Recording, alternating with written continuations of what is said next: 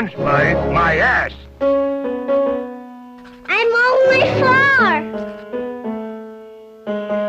Bonjour, Monsieur Pussycat. Cracking toast, Robert.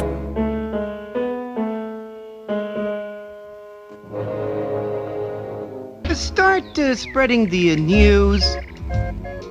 Hello, everyone, and welcome to the short podcast about short films. I am your host, and we are discussing the Academy Award for Best Animated Short. Today's episode is about the 15th year of the award at the 19th Academy Awards, which celebrates the films of 1946. Today's guest we last heard discussing Ferdinand the Bull and the films of 1938. Please welcome back Ronaldo Sosa. Hello, Ronaldo. Hello, thanks for having me back, and I am excited to talk about this year. It's always an honor to have you back. You're a great friend of mine, and just enjoy talking with you. But remind us, what is your familiarity with the Best Animated Short category? Again, well, I've seen almost all of the nominees by this point. Since I was here the last time we're talking about Ferdinand, I haven't been watching more, so I'm still at the same point, like somewhere in the mid 2000s, but I've watched everything from the early 30s to mid 2000s, so I'm pretty familiar with the category. After you told me this early in January this year, I've been watching all of it, and there was a period where I was like watching them all day, every day. And so I got pretty far, but I have been doing other things recently. But yeah, I'm pretty familiar with the nominees, and I'm glad that you started making this podcast because I think that it's going to have a very specific audience because like it's not like people who like movies are a very small portion of the general population, and then people who like the Oscars are even a smaller portion of that group. And even within that, you have the people like most of those people don't even care about shorts. Yeah, So yeah, it's a cool. I'm surprised that no one has done it yet, but I'm also not.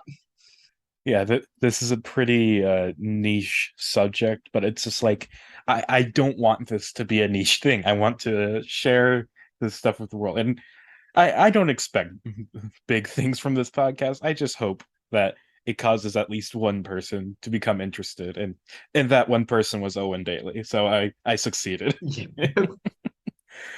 Uh, so yeah, let's get into these nominees. This year has only 5, which is the first time in the last 6 years this category has had a normal amount of nominees, and it'll be like this for the rest of the category so far. It'll always be 5 or less. So our first nominee and the year's winner is the Cat Concerto, directed by William Hanna and Joseph Barbera. This is the 9th nomination and 5th win for Fred Quimby, as well as the 6th nomination and 4th win for Tom and Jerry. As we reach the end of their 4-year winning streak after last year's Quiet Please, 1944's Mouse Trouble, and 1943's Yankee Doodle Mouse. This short prominently features Hungarian Rhapsody No. 2 by Franz Liszt, previously featured in nominee Rhapsody and Rivets, as well as being the music you hear in the intro to this podcast. Now, the Hungarian Rhapsody is a composition that you frequently hear in plenty of cartoons. For whatever reason, it was a common song to have your characters play or conduct. One other such short is Rhapsody Rabbit, a Bugs Bunny short released the same year. In fact, the Cat Concerto and Rhapsody Rabbit feature a lot of similarities. Both feature a mouse and piano as the piano player, or Bugs Bunny or Tom, or sorry, I'm saying that weird. Both shorts feature a mouse and piano as the piano player, Bugs Bunny or Tom the Cat, tries their best to keep the music going smoothly. There's also several gags that are repeated between the shorts. There's so many similarities, in fact, that MGM and Warner Brothers accused each other of plagiarizing. There's little evidence to support either claim, but the tension is still there, and all of this truly came to a head at the Academy Awards. The story goes that both shorts were submitted for the Oscars that year. However, the shorts were screened for the members in alphabetical order. So the Cat Concerto was the first of the 2 that they saw. Clearly, they loved it, but by the time they saw Rhapsody Rabbit, they weren't as impressed since they saw an extremely similar short earlier, and thus it went unnominated. And so Tom and Jerry get another Oscar. Bugs Bunny remains empty-handed, and we are left with perhaps the biggest controversy in this category's history. Ronaldo, what do you think of all of this, both the controversy and the shorts themselves? First, about the controversy, I didn't really know about this when I started watching the shorts. I just watched like all the nominees in the category, and then after that, I think I talked to you and you told me about the whole thing with Rhapsody Rabbit, and I watched that. And then I saw like I don't understand how that could have just been a coincidence because like even it's mostly because of the mouse because like usually Bugs Bunny has nothing to do with mouses with a mouse, and otherwise, like, why would that be there? But like, we'll never really know what happened there, or if there was plagiarism, who plagiarized who. But no, like, just talking about the shorts themselves, when I watched them both the first time, I thought that Rhapsody Rabbit was better. And it's mostly because I think that Bugs Bunny is a more expressive character than either Tom or Jerry. I think that Bugs Bunny has more personality. Like you can tell from the very beginning when he comes out and he's like taking out all the gloves and he shoots someone. Like Bugs Bunny is a diva and he's just upset about someone trying to steal the spotlight from him. And then in Tom and Jerry, it's just like they hate each other for whatever reason, and there's not really a rhyme or reason to it. But watching it this time, while I still agree that Bugs Bunny is a better character. I think that overall, like in the visual gags and like the animation and the fluidity of the animation and all of that. I think that the Concerto is better made, and overall, I think I liked it more this time.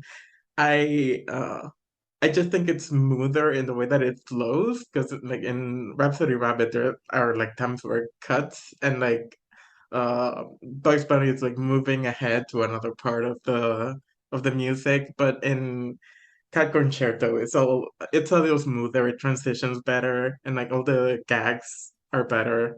And also like there are different in Rhapsody Rabbit, they only show like one shot like from the same place, but there are like different shot compositions in Cat Concerto. I don't know if it's still called them like that for animation, but whatever. So yeah, it's like better framed, everything. I just think it's a better made short. I wish that the team who made the Cat Concerto had made Rhapsody Rabbit.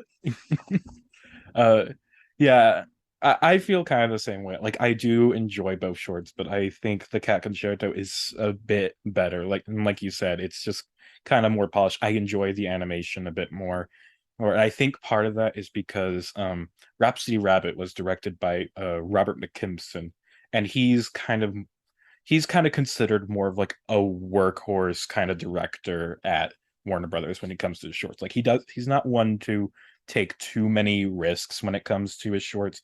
He just kind of tries to stick to the shtick. Meanwhile, it's like Chuck Jones and Frank Tashlin and other directors who are more famous for the way they push the boundaries of animation stuff. And when comparing the two shorts, when I watched both of them in preparation for this episode, and I also made notes of every single joke or gag in both of the shorts, just so I could like compare and see like what are the repeated gags, like what similarities are there outside of just the basic premise of a mouse being in a piano. And I found six, and I'll go through them right now. So first, the mouse in the piano changes the music for a brief moment, and it just like in Rhapsody Rabbit, it's more of a jazzy piece, and in Cat Concerto, it's a familiar kind of. I forget what song it was. I did recognize it, but wasn't something that all that fancy. And like in Rhapsody Rabbit, Bug seems to kind of enjoy it for a moment before suddenly becoming angry. He, like that's part of what you're saying. It's just like things kind of there's choppy cuts, and it's just like things don't flow too well. Um, the second similarity is that there is a mousetrap that gets placed on the piano to get someone who's playing it. And that this one is one of the more interesting ones, I think, because in Rhapsody Rabbit, it's placed by Bugs, our pianist, is to try and stop him from playing one of the keys.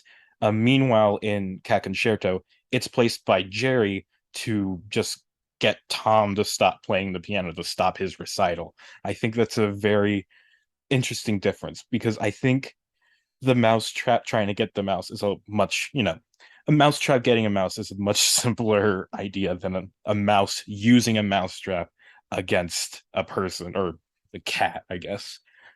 I don't know. It's an interesting contrast. Three, the piano lid is smashed on the adversary.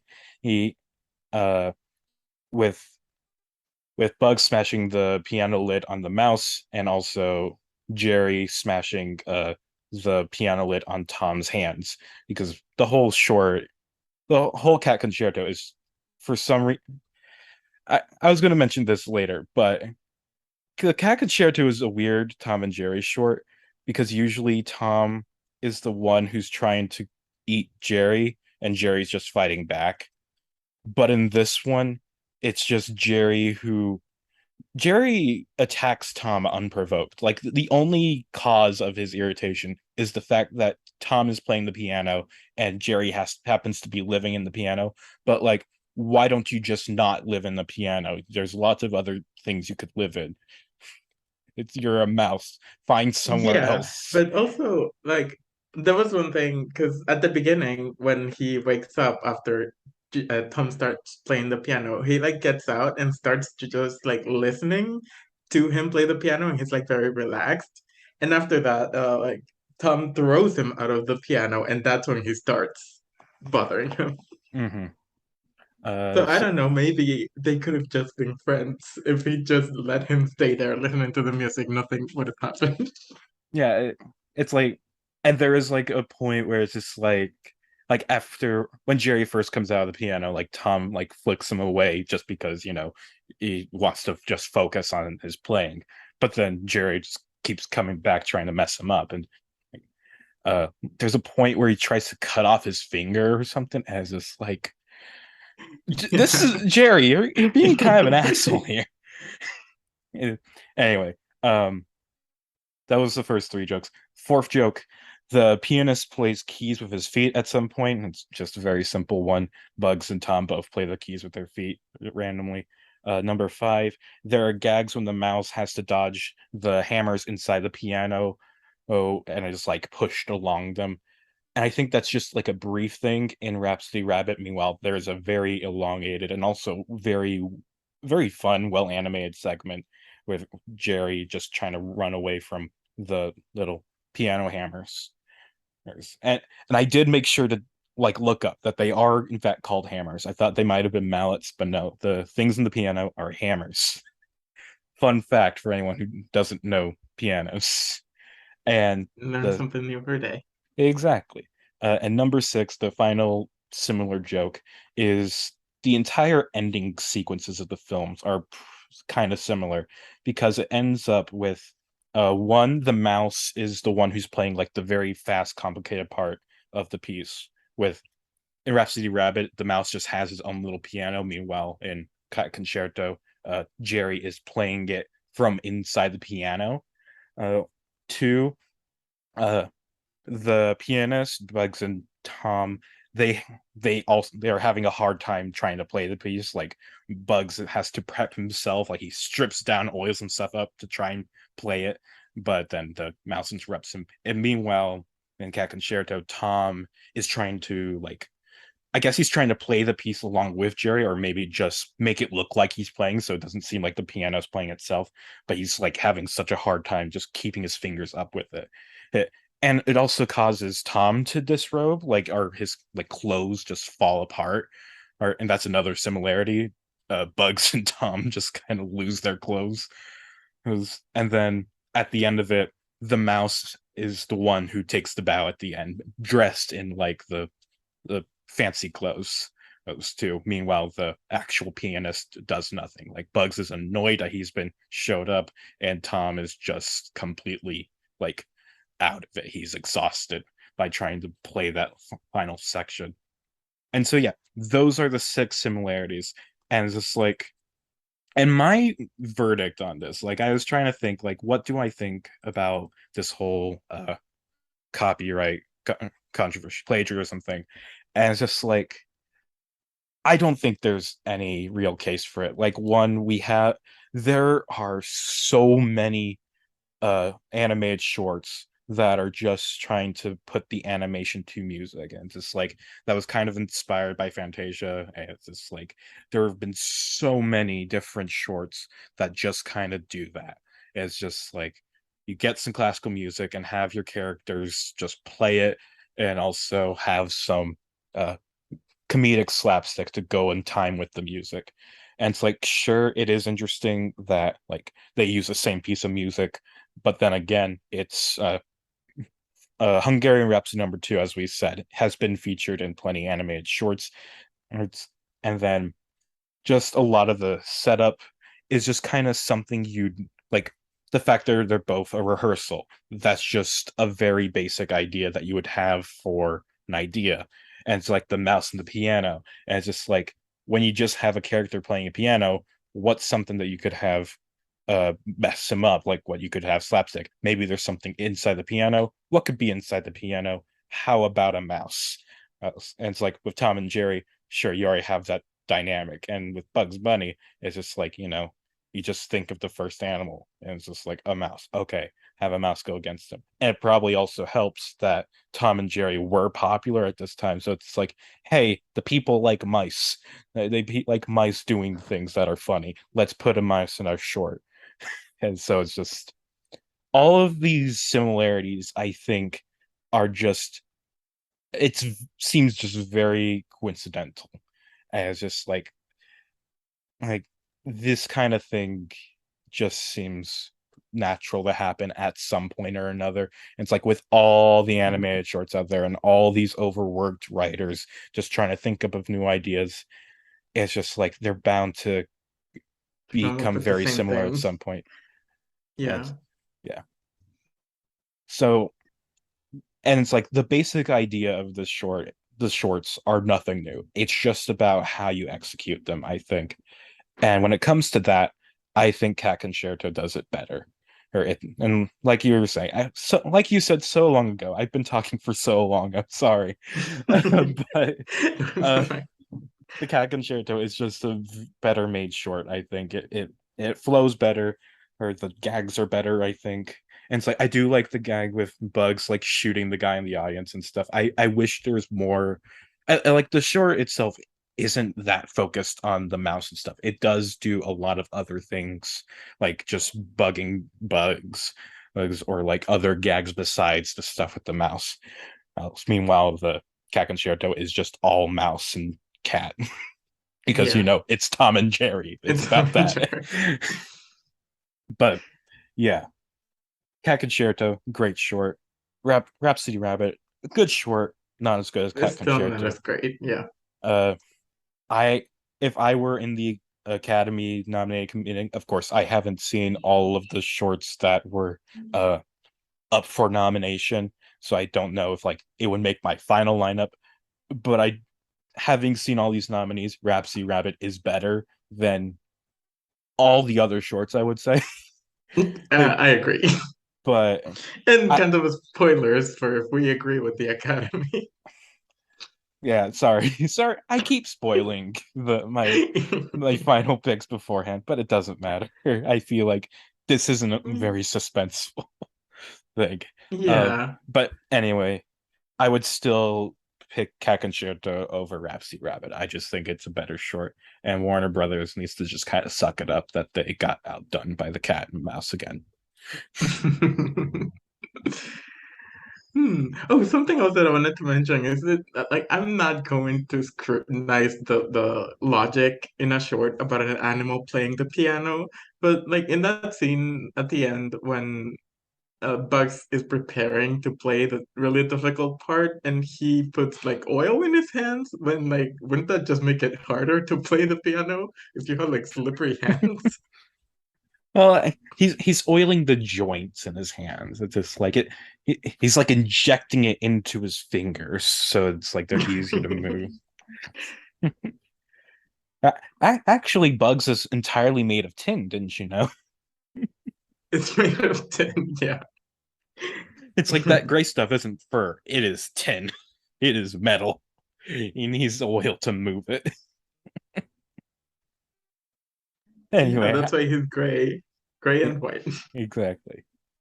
And you don't want to know what the white stuff is. Anyway, that's a good place to move on to our second nominee, which is John Henry and the Inky-Poo, directed by George Powell. This is George Powell's sixth nomination. This short is a retelling of the African American folk tale of John Henry, and won't be the last nominee in this category to also be based on that tale. The story goes that John Henry was a steel-driven man who worked on the railroad to earn his keep. One day, a machine, the Inky-Poo in the short, comes that can do the work of 10 men and threatens to take the jobs of all the railroad workers. John Henry then challenges the machine to a race, saying that he can beat it all by himself. And so, uh, before I get into my thoughts, Ronaldo, were you familiar with the story of John Henry before, like, watching these shorts? Like, I know you're not American, so I'm curious about how, like, I if you was knew. not familiar with it, never heard of it before. Okay. Uh, So anyway, I I really love the story of John Henry, like just as a folktale, as a story. I think it is a really compelling tale about like the constant struggle between like against industrialization and just how like this or and automation too, how it just like takes people's jobs and stuff, and it's like the constant fight for humanity to prove that they are better than machines, that they can't be replaced, that they have value and are ever growing, ever increasing, more relying on technology society. That was not a logical sentence, but I think you understand what I meant there. Um, Yeah, I did. but yeah, I I find the story just so intrinsically compelling. But George Powell comes along and just makes it so boring. He sucks all the life out of the short. And it's just like, and in this short, it's just like his the animation in this short is probably some of the most boring animation he has ever done, because I think the different models in the short are a lot more realistic than they usually are. They're usually just like cute little cartoon characters or whatever.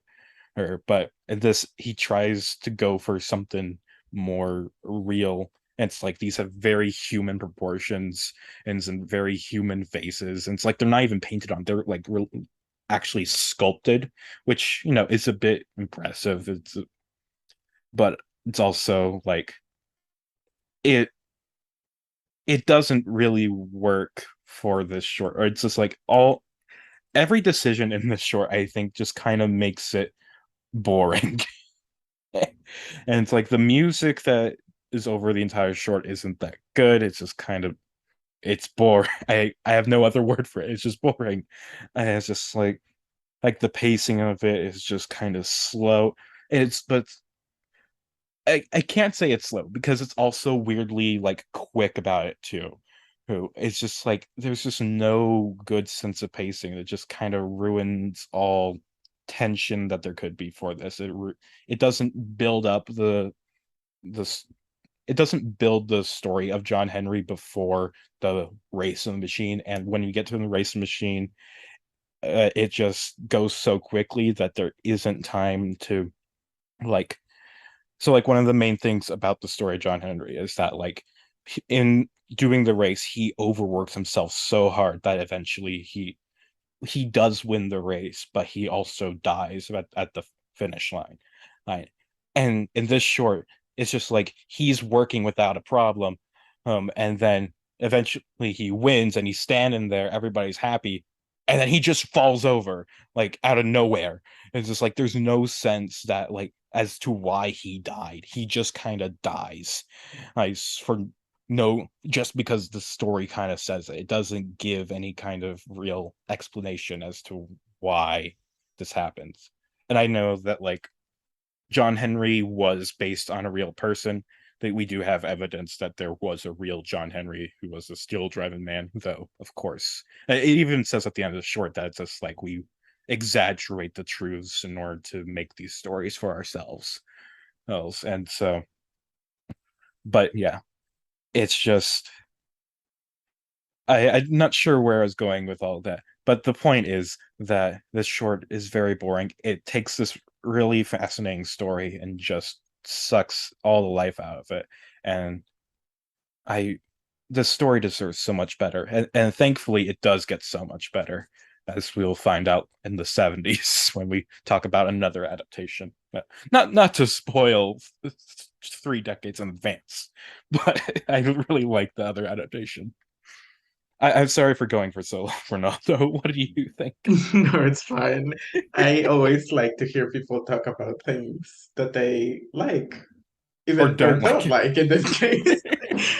Oh, but yeah, before I go on, I wanted to ask you, in the original folk tale, is John Henry supposed to be a regular human?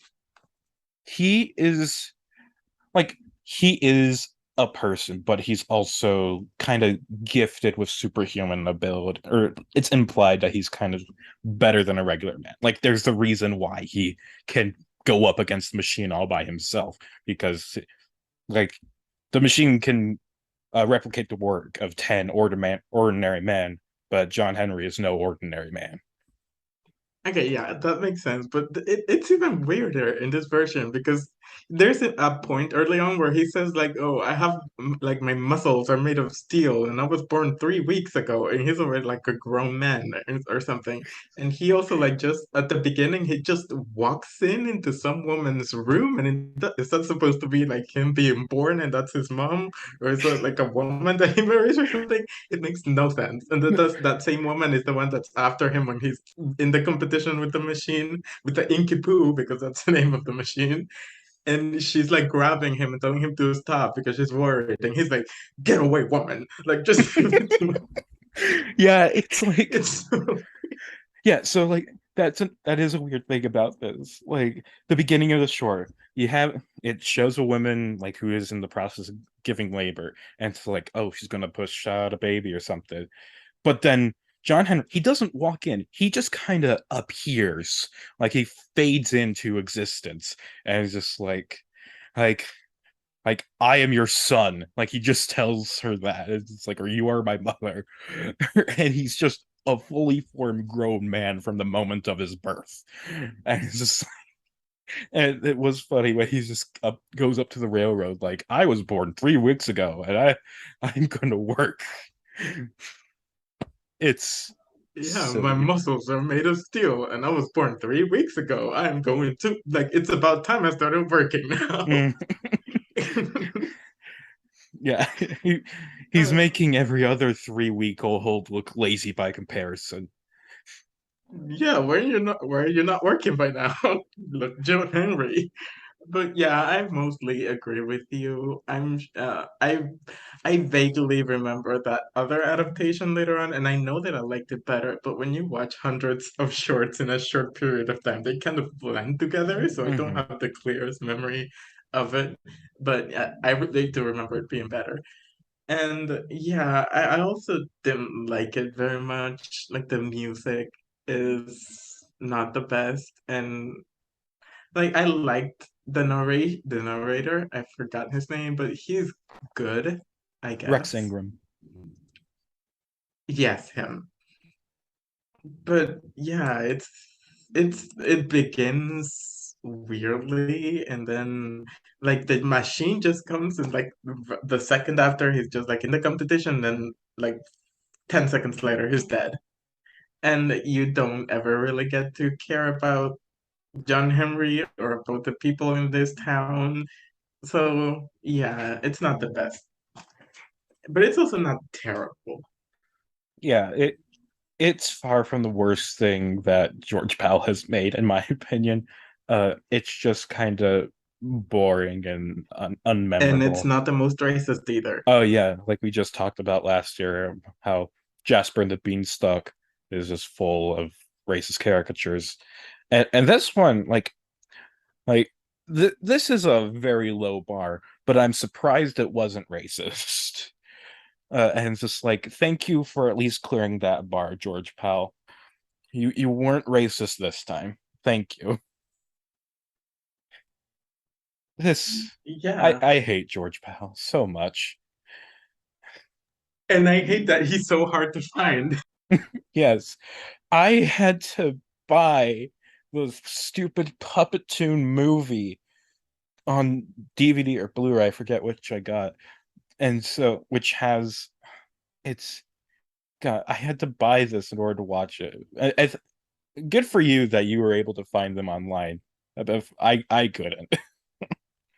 So I just No, got I don't think they are anywhere online. I just found someone who had them in a drive folder somewhere and sent them to me uh as a favor. that that makes more sense. Yeah. Yeah, somebody else had bought the Puppetoon movie for you. God. I I said this in the first episode with George Pell. I had said that uh uh I wish George Pell never existed, never was a filmmaker, because I believe that somebody else would have come along and done the same thing with stop motions that he did, except better. And it's just like going through all these shorts again, I feel that even stronger now. I just wish George Pal never got interested in cinema, and so someone else could take up the mantle for him, because I know they would have been better than this. Yeah, because I like stop motion a lot, and he's not that good at. And I get that it was like the beginning, he was a pioneer or whatever. But if you just look at the shorts themselves, like as stories, and if you just look at them by themselves, ignoring like the innovation and all the impact that they had, they aren't very good. Mhm. They're they're all very basic, and it's just like that can be good in certain cases. There's like basic fairy tales and stuff that you can imbue with a lot of emotion and beauty. But George Pell doesn't do that. He just kind of tells the stories and leaves them at that. It doesn't do that much with any of them. That's actually the main running theme. It's just like he often doesn't care or try to do anything special with any of these stories. Like we've got retellings of John Henry, Jack and the Beanstalk, the Dr. Seuss stories, 500 Hats of Bartholomew Cubbins, and I Saw It on Mulberry Street. It's just like he doesn't do anything with these stories. He doesn't make them worthy of the animation medium. He just kind of shows the stories as is. And it's just like, you're an animator. Please animate. Do something interesting, please. It's like I get that stop motion must have been a novelty at this time, as it's like it, it and the fact that he is the only stop motion animator of all these shorts and will be for a while. Like I don't think there's any stop motion nominees in the 50s. That I can only think of some in the 60s and beyond. Uh, and it's just like, you get this platform and you're just being lazy by just laying on the just resting on the shoulders of the simple fact that you're stop motion and not trying to expand the medium beyond just being a different way to animate. It's just like, show how this is different. Do something, anything, please. Yeah, before I watched any of them, because when I was going through all the shorts at the beginning, I couldn't find any of his. I think there was only one that was in really bad quality on YouTube. And I was like, because I knew from that one that he made stop motion animation, and I saw that he had like seven, eight nominations. I don't really remember. I haven't counted them. 7. But he had so many nominations and he never won. And I'm like, oh, like I wish he had won sometime. But now that I've seen them, I understand why he didn't win. He just did the barest minimum. And the only reason that he got those nominations is because it was in stop motion. If it was like another person just doing the same thing in 2D, I don't think anyone would remember them. Mhm. Also, there is something interesting about like he does have some kind of like he's not known by the public at all, but there are he has like he has multiple films in the National Film Registry of the Library of Congress, and it's like which is to preserve like influential, important films and stuff, and it's just like so. And he has, I think John Henry is one of them actually. It's that, and I think Tubby the Tuba that got in, and just like I get that they're kind of important to the history of animation, to the history of stop motion and stuff, but it's just like just because it's important doesn't make it good. That's the lesson Yeah, here. just look at Birth of a Nation. Yeah. Eh, I feel like that's a bit of a harsh comparison. Like even at George Repel's worst, he doesn't get to Birth of a Nation levels bad. But yeah, the point is the I mean, same. no one does. Yeah, no one does. But yeah. Uh anyway, I've shat on George Pell long enough. Let's move on to another thing that we can say is bad. So our third nominee is Musical Moments from Chopin, directed by Dick Lundy. This is the third nomination for Andy Panda, the second nomination for Woody Woodpecker, and the final nomination for both of them. After the success of the Poet and Peasant last year, Walter Lantz greenlit Dick Lundy's musical miniature series, of which this was the first entry. The series takes part in the brand new idea of taking pieces of classical music and putting animation over it. We definitely haven't seen that before. For this short specifically, we see, well, Definitely Andy, not this year. definitely not this year. Multiple shorts. No, haven't seen anything like it. For this short specifically, we see Andy Panda playing the piano, and then Woody Woodpecker is there messing things up. There's an audience of animals. Fire starts at one point. Things happen. Ronaldo, what did you think of musical moments from Chopin? I watched this like 30 minutes ago, 30, 40 minutes ago. I rewatched it, and I can't tell you anything that happens. I just know that they play music, and that's it. Because, like, in Rhapsody Rabbit and in the Cat Concerto, they are playing music, but there are things going on that keep you interested in watching the short. But in this one, it's just Andy Panda is playing, and then Woody Woodpecker comes and he starts playing as well. And they're not even competing with each other. They're just like now partners for some reason. And then I think another piano comes and they start playing like that. And they finish playing and everyone claps and that's the end. Yeah, And yeah, nothing really happens. It's not very interesting. It's very boring.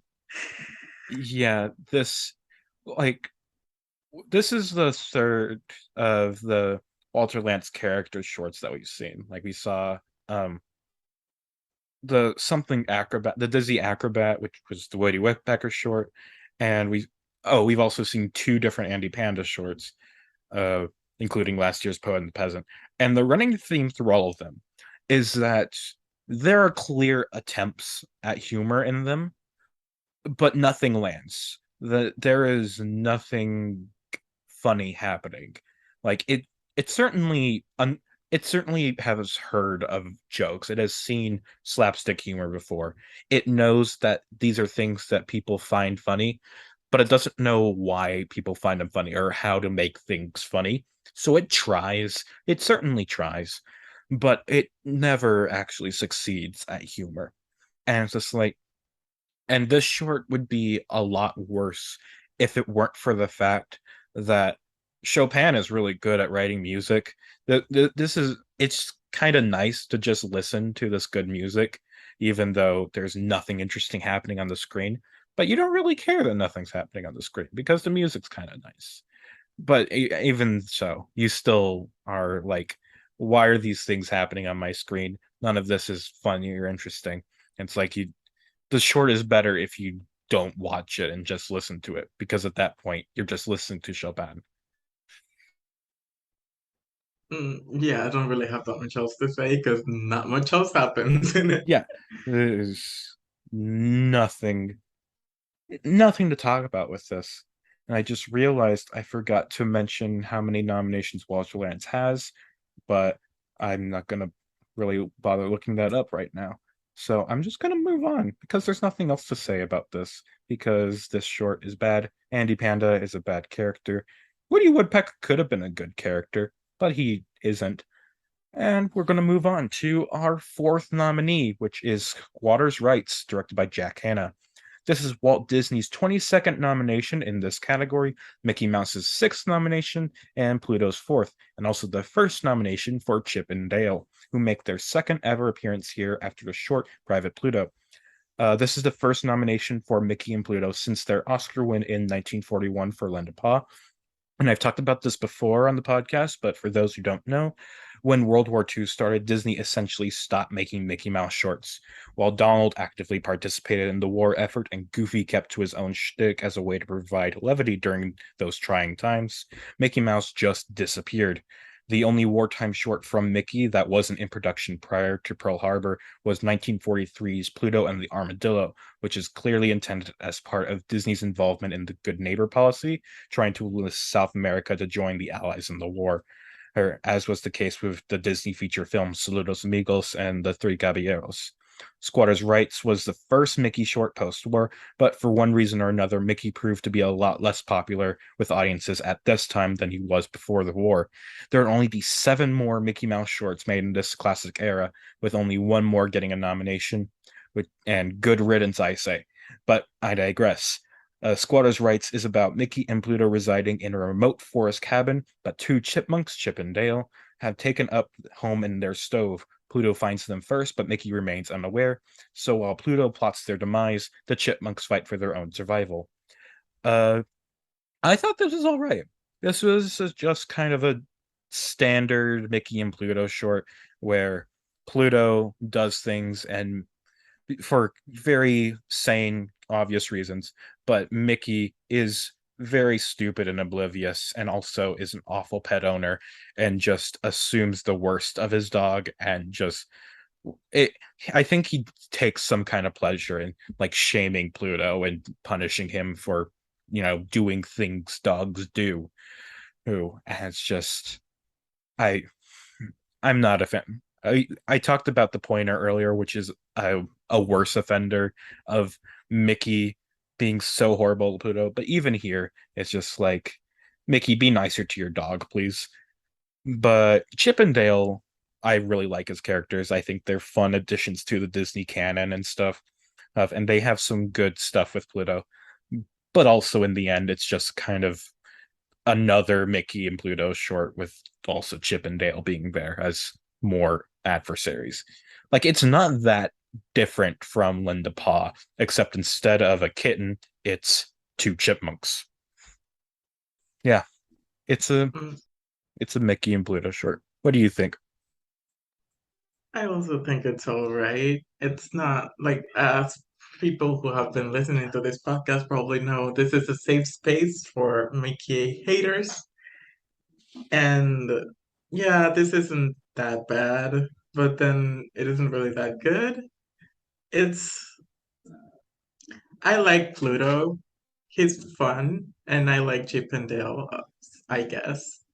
But like Mickey doesn't really do that much, and he never does. He's just like there to say shame on you, Pluto. Shame on you.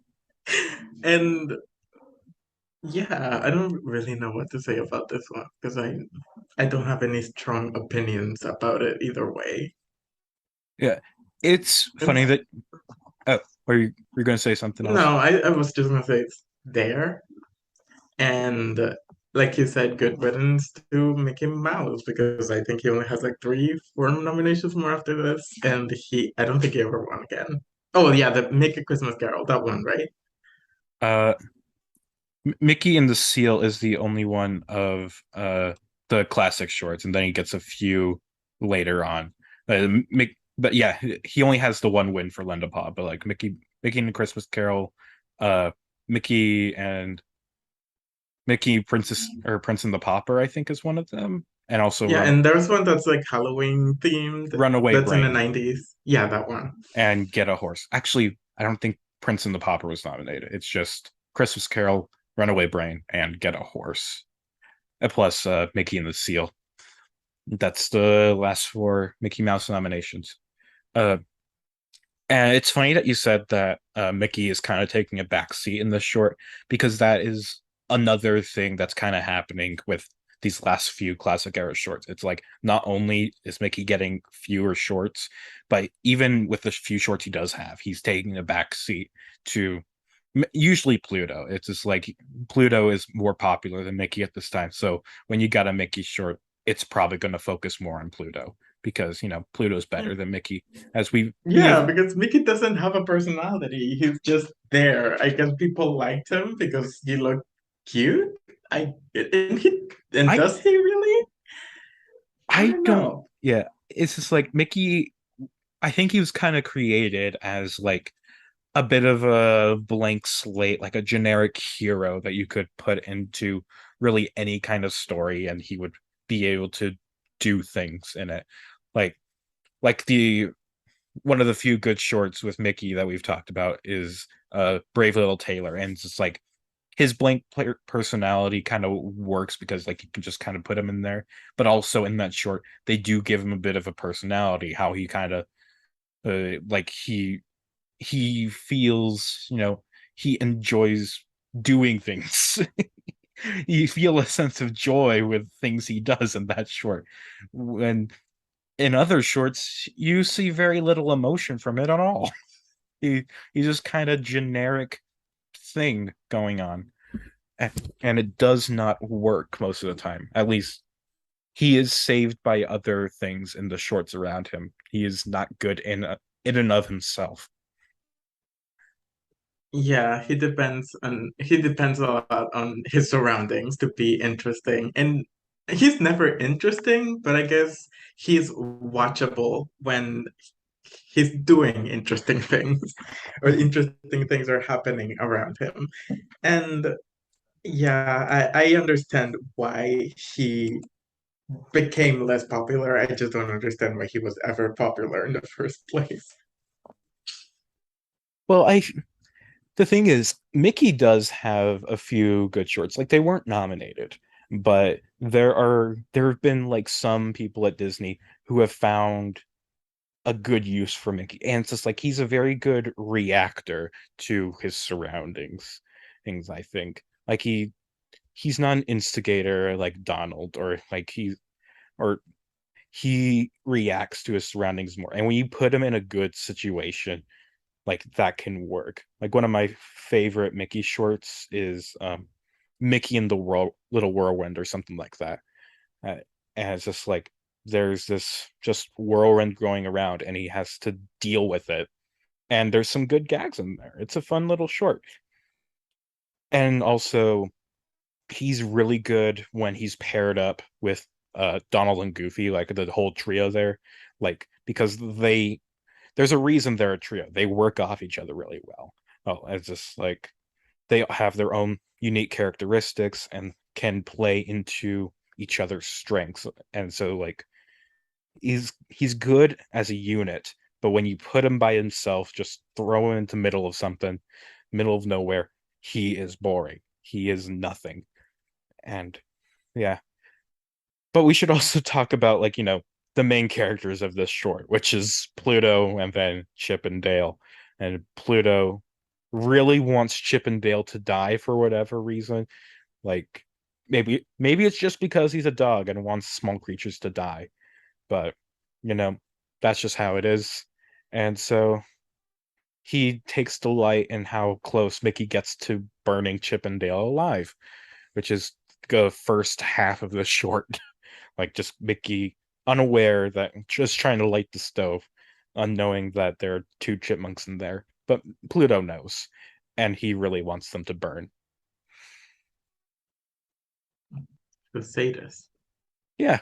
Uh, yeah, Just like Mickey is a sadist for Pluto, it's a cycle of it BDSM going around. yeah, it's the line of abuse or whatever, or it's just like Mickey abuses Pluto and makes Pluto feel bad, and the only way he can feel good about himself is if he Yeah, finds someone lower than him so that he can enjoy so he their can feel suffering. powerful. Yeah, the more I think about it, this really is just kind of Lend a Paw again, because that's another short where Pluto is weirdly antagonistic, like, towards this little kitten or whatever. And it's just like Pluto's shorts where he's, evil aren't as good as Pluto's shorts where he's nice.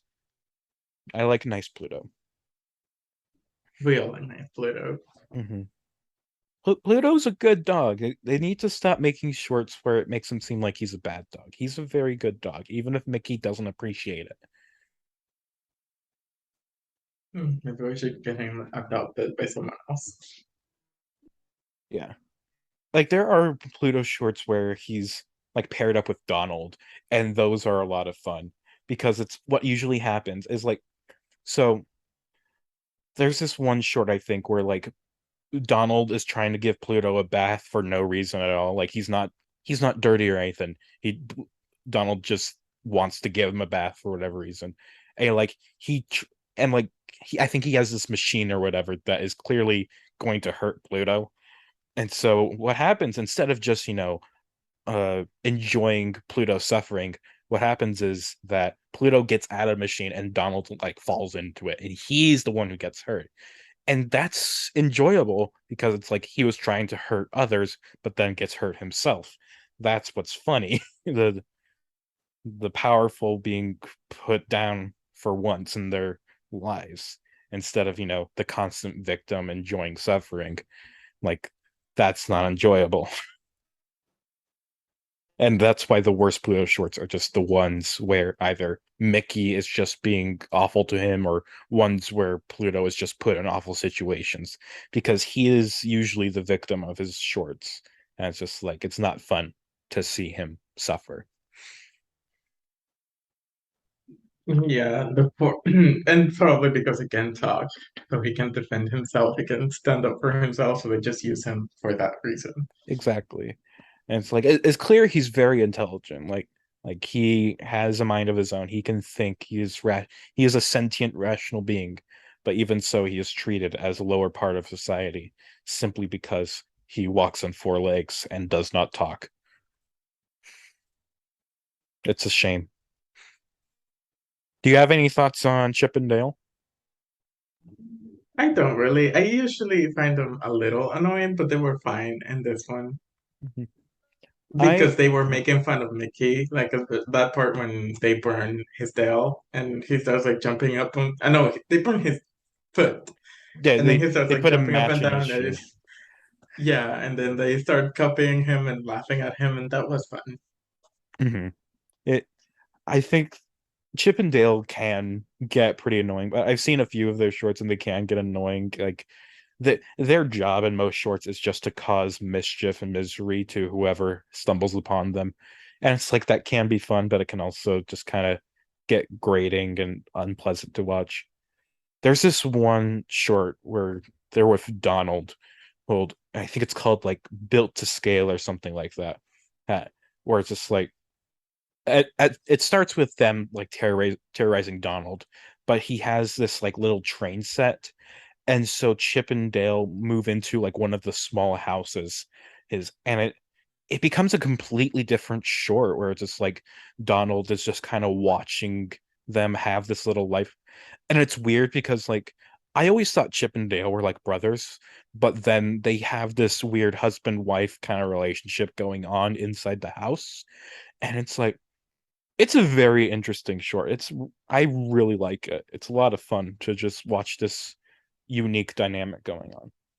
But yeah, check it out if I got the title of that right. But just it has Yeah, I something to should do with probably scale. start watching more shorts that weren't nominated because the Academy isn't really the best at picking what's the best things to say for posterity. So After I'm done with the category, I will start seeking more Yeah. good animated shorts that weren't necessarily nominated by them. Yeah. I in my bonus episodes, which I haven't released at the time of recording, I haven't even released the first bonus episode for the 30s yet. But it's just like I'm going to be recommending some specific great shorts from each decade that I love that weren't nominated and stuff. And so, yeah, if you want to check out the ones I mentioned there, that'll be fun. That and I've watched all these Disney shorts.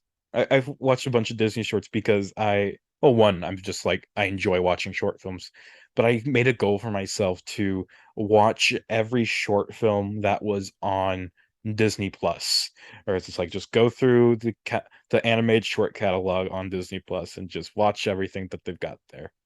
And yeah, there's a lot of good shorts. There's a lot of bad ones too, but How there's some many good are ones. there? I think there were 100 when I went through them all. Uh, Okay, that's doable. yeah, yeah. Anything else about this short? No, I think we can move on. All right. So our fifth and final nominee this year is Walky Talky Hawky, directed by Robert McKimson. This is the second nomination for producer Edward Selzer and the 10th overall nomination for Warner Brothers in the Merry Melodies franchise. This is also the first and only nomination for the characters of Foghorn Leghorn, Henry Hawk, and the Barnyard Dog, with this short also being the debut of both Foghorn and the dog. Walky Talky Hawky starts with Henry Hawk's father telling him that he's a chicken hawk, and so what he desires most in life is a chicken. So Henry sets out to find one and eat it. Then in walks Foghorn Leghorn, who is a chicken, but tells Henry that he's actually a horse and that Barnyard Dog is a nice four-legged chicken. Antics ensue. Ronald or Ronaldo, what do you think of our final nominee? I think it's not very good. It's very the animation is very mm, I don't know what the right word is, but it's very simple and not really in a good way. And also like a lot of it makes no sense.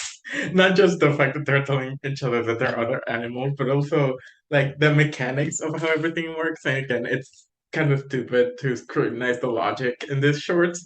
But like there's that scene when the dog, like one running gag in the short is that the dog keeps running, chasing after something, and then the leash pulls him back and he can move on. But then there's that scene where the little, I forget the names of the characters, the little hawk, Henry the Hawk. chicken hawk. Yeah, he's carrying the doghouse. And after that, the dog comes out and he starts carrying the doghouse. So it can be that heavy. And then he drops it and he can move because the house is pulling him back. But he was just carrying the house. So why wouldn't he just keep carrying it? So yeah, it's little things like that that aren't really that important, but it bothers me when I see it. And then like the acting, the voice acting isn't that good. They all sound very crude. And yeah, it's just like the same thing happening over and over again. The the chicken hawk goes after an animal and it goes back and then the chicken tells him, oh, you have to go because you're a chicken hawk, you have to get a chicken. And this superhuman, the super animal strength that the hawk has, this little thing can carry a horse. So yeah, it's fun. It's entertaining. It's not a terrible way to spend 7 minutes, but it's also not. I'm probably not gonna remember it in a few months.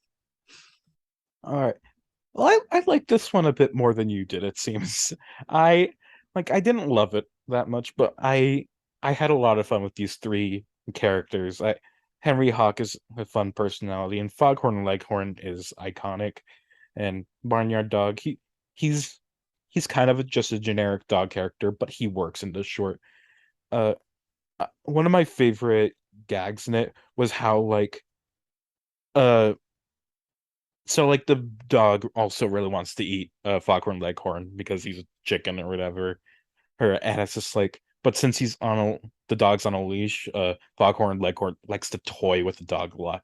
Like he will, like the way we're introduced to Foghorn Leghorn is that he walks up to the dog, spanks it with a paddle, and then runs off, and so the dog gets choked on the leash or whatever, or before it can get to him. And it's just like he does kind of gags like that throughout the short, or as it's like it does get a bit repetitive, but I also just kind of think it's funny to see Foghorn Leghorn beat up the dog. Wait, this is a weird thing to say after I talked about how I don't like seeing Pluto abused in the Mickey shorts, but I guess Pluto's just more sympathetic than the barnyard dog, or like he's just portrayed differently. I don't know. Pluto is more of a victim, I think, than Barnyard Dog is. Like he very much wants to be an aggressor, but can't be because of the leash. Meanwhile, Pluto is just, a dog, a normal dog that doesn't do much but dog Going things. about his life. Yeah, exactly. He yeah.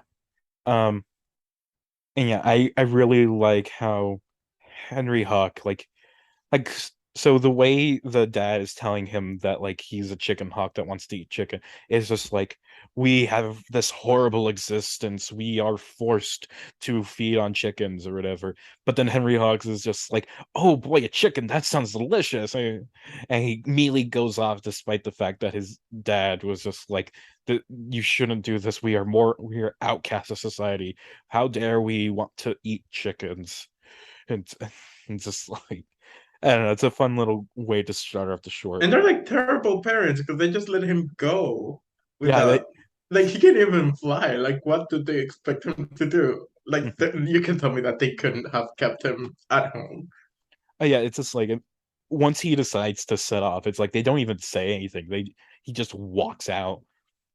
Yeah, and it's just like, yeah. I agree with your assessment that the short is overall a bit repetitive. Like it does go on a bit too long, but overall, I do think the gags kind of hold up. I think it's just a pretty good, pretty funny Looney Tunes short. Like it's not one of the best you'll ever see, but it is solid in its own right, and it introduces us to some iconic characters.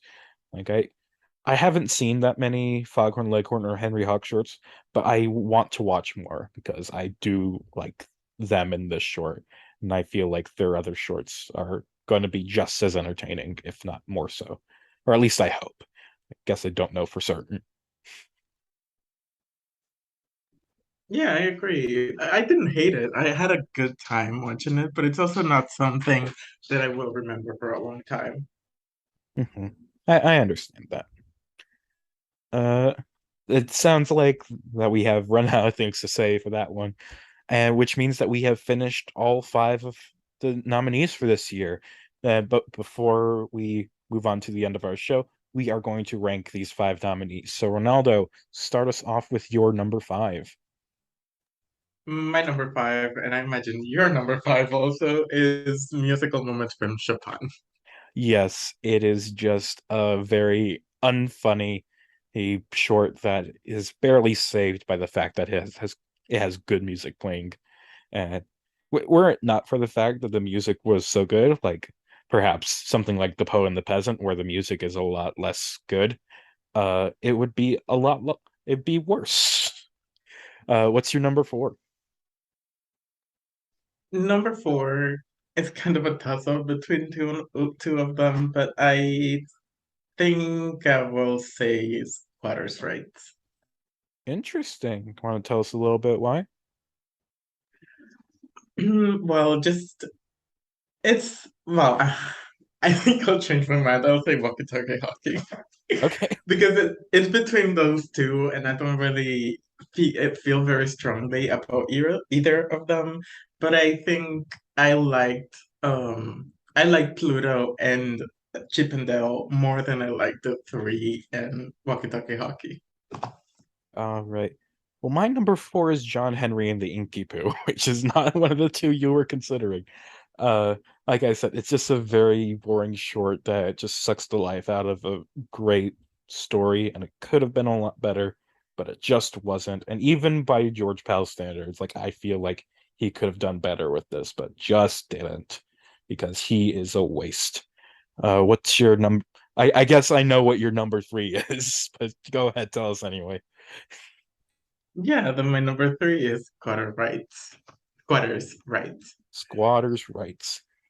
Uh, my my number three is also Squatters' Rights. Just a solid Pluto Chippendale short. It's nothing too special, but nothing bad either. It's just, solid short. What's your number two? Number two is John Henry and the Inky-Poo, but it's like two, three, and four are very interchangeable. So it could be any of them. I don't really care about the middle ranking. You just have a solid five and a solid one. And I'm kind of the Yeah. same way. But my number two is Walky Talky Hawky. Uh, it it's just a good Looney Tune, I think, or a good merry melody, I should say, because there's only we haven't had any Looney Tune nominees technically. We've just had a bunch of merry melody nominees. But yeah, Walkie Talkie Hockey, it is a good Looney Tune short. It is funny. It's not one of the best, but it's good. It's fun. You could easily just put it on one day and just have a good time with it. So I imagine we have the same number one, unless your ranking somehow defies the logic of this. What's your number one, Ronaldo? Oh, maybe I could just give a tie for number two. But no, it's definitely the Cat Concerto. It's like so far ahead the rest of this category. It's probably of the years that you've covered so far, this is probably my favorite winner. Ooh. And yeah, it's just a really good short. It has a really, really good gags, great music, great animation, just really enjoyable. So I of course agree. Cat Concerto is also my number one, and it is much better than the rest of these nominees. It's just a very, very fun Tom and Jerry short. And while it doesn't follow the Tom and Jerry formula that well, having Jerry being kind of the aggressor in this one, that doesn't really matter. It's just a really fun short.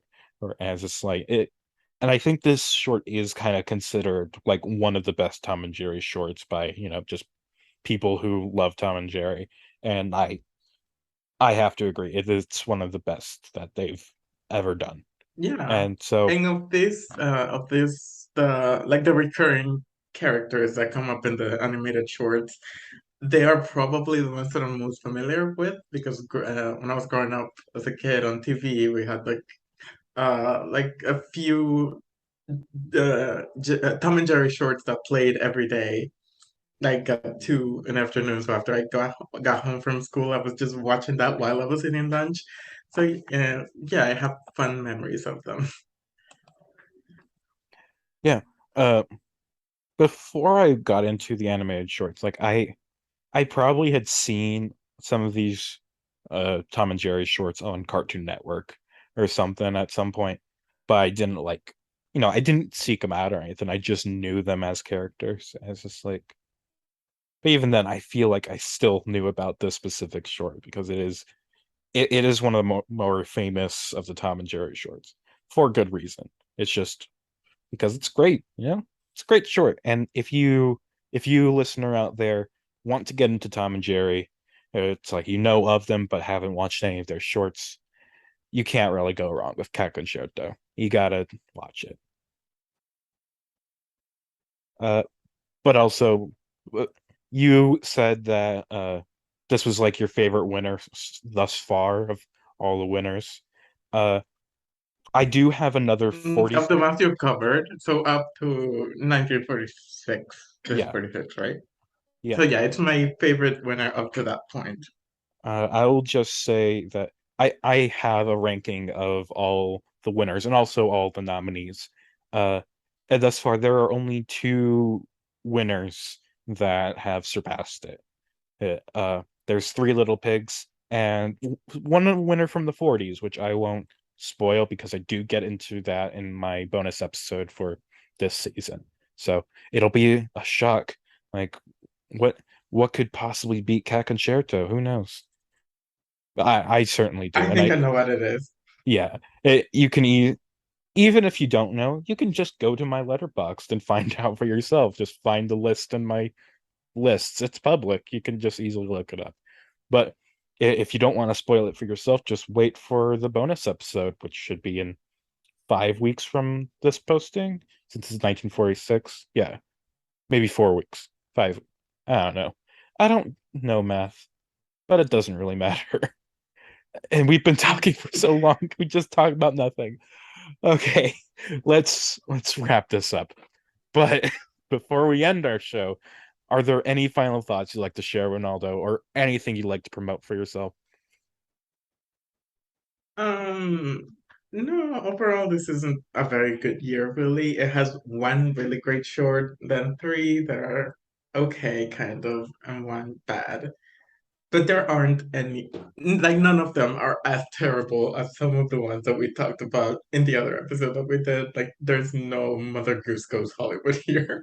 Yeah, like uh musical moments from Chopin. It isn't even like of the Walter Lantz character shorts, the four of them.